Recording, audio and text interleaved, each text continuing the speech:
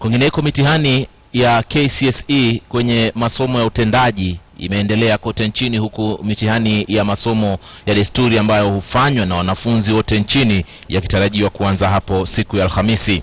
Mitihani ya msimu huu inafanywa kukiwa na wasiwasi kwamba huenda walimu wengi wakachelea kuisimamia kwa kuwa bado hawajalipwa mishahara ya mwezi wa Septemba.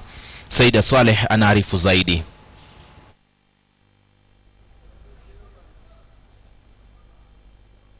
Japo ni mtihani ulioanza kwa wakati unaofaa, mtihani huu wa kidato cha 4 ulioanza rasmi leo ni wa aina yake.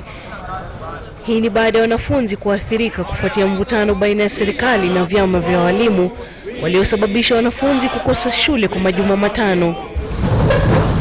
Ila haikudhihiri katika shule ya upili ya Starehe jijini Nairobi pale wanafunzi walionekana kuwa na imani ya kuanza mtihani.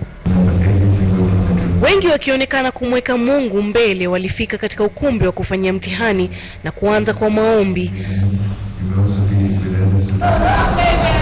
Hali ilikuwa hiyo katika shule nyingi humu nchini. Katika shule ya upili ya Isli wanafunzi walikuwa na roho juu, haswa katika masomo wanayoyapenda. Yeah, we can even beat the private schools and the national schools. We are very confident that we can do our best and we will beat them.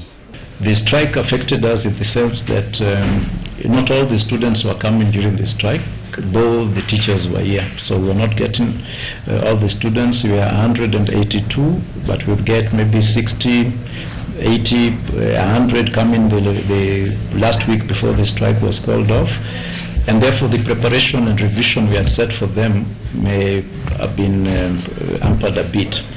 Vile katika shule ya upili ya Maralal, kaunti ya Samburu, ukaguzi wa kina ulifanywa ili kupunguza visa vya wizi wa mtihani vilivyokithiri mwaka jana, na kama ilivyo ada, wanafunzi pia walishiriki katika kukagua mitihani hiyo.